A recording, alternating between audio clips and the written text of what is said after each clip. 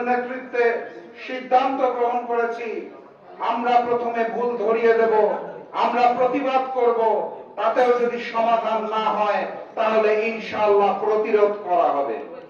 অতএব আমি আজকের ইফতার মাহফিল থেকে 11 দলীয় নেতৃবৃন্দ সহ বন্ধুপ্রতিম যারা উপস্থিত রয়েছেন তাদেরকে স্মরণ করিয়ে দিতে চাই, সংসদ থেকে রাজপথ, প্রয়োজনে প্রতিবাদ থেকে প্রতিরোধ, এটাই হবে আমাদের আগামী দিনের পথ চলার পাথেয়।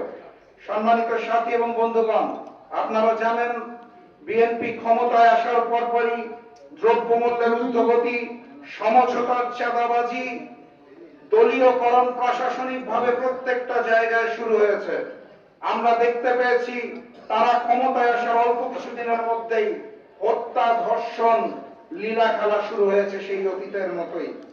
এবং আওয়ামী লীগকে পুনর্বাসন করার জন্য বাংলাদেশের বিভিন্ন জেলায় আওয়ামী লীগের অফিস উদ্বোধন করে দেওয়া হয়েছে।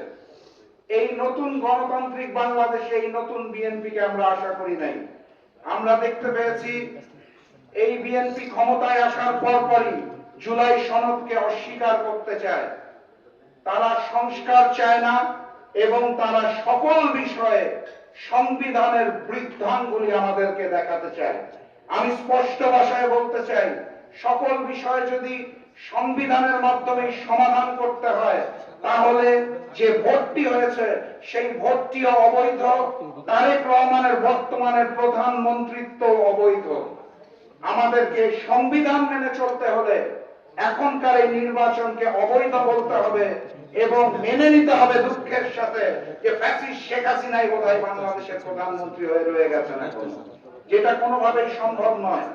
অতএব আমি ম্যানেজ বোর্ডের প্রধানমন্ত্রী জনাব তারেক রহমানকে অনুরোধ করতে চাই, নতুন সরকারকে আমরা অবশ্যই সহযোগিতা করতে চাই, কিন্তু সেটা জুলাইকে অস্বীকার করে নয়, জুলাইয়ের রক্তের সাথে বেইমানি করে নয়। সংগ্রামী সাথী এবং বন্ধুগণ, আপনারা জানেন, মিডিয়ার মাধ্যমে দেখতে পেয়েছেন, গতকালকে মিডিয়াতে আমরা খবর পেয়েছি যে ভারতে শহীদ ওসমান হাদির হত্যাকারীদের গ্রেফতার করা হয়েছে। সেই ভারত থেকেই গ্রেফতার করা হয়েছে, যেটা আমরা বহুদিন ধরে দাবি করে আসছিলাম, কেউ স্বীকার করছিল না। শিলং থেকে ট্রেনিং প্রাপ্ত স্বরাষ্ট্রমন্ত্রী শিলং দিয়ে পালিয়ে যাওয়া শহীদ ওসমান হাদির হত্যাকারীদের ধরে বিচার করে যদি ওই আগ্রাসী আধিপত্যবাদের ভারতকে বাংলাদেশের সামনে নতুন করে বন্ধুরূপের যে নাটক সৃষ্টি করতে চাইছেন, এটা দেশের জনগণ ভালো মতো জানেন এবং বুঝেন। ভারতের সাথে শিলং থেকে ট্রেনিং নেওয়া স্বরাষ্ট্রমন্ত্রীর যদি এতই উত্তম সম্পর্ক হয়ে থাকে, তাহলে আমি তাকে অনুরোধ জানাবো, শহীদ ওসমান হাদির হত্যাকারীদেরকে বাংলাদেশে নিয়ে আসুন। শুধু তাই নয়, গণহত্যাকারী ফ্যাসিস্ট শেখ হাসিনাকে গ্রেফতার করে নিয়ে আসার ব্যবস্থা করুন। আপনারা আওয়ামী লীগকে পুনর্বাসন করতে চাইবেন, ভারতের আধিপত্যবাদকে নতুন করে বাংলাদেশে বিরাজ করতে দিবেন, আর জুলাইকে অস্বীকার করে নতুন ফ্যাসিবাদের জন্ম দিবেন, এটা আপনাদের থেকে আমাদের কাম্য নয়। বক্তব্য দীর্ঘায়িত করব না, বক্তব্য রাখবেন আজকের প্রধান অতিথি।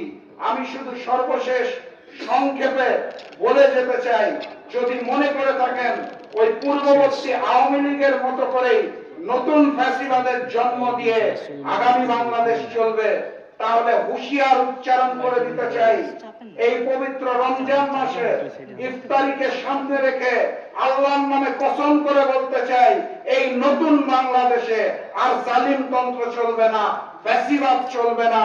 প্রয়োজনে 26শে জুলাইয়ের গণঅভ্যুত্থানের জন্য প্রস্তুতি গ্রহণ করুন।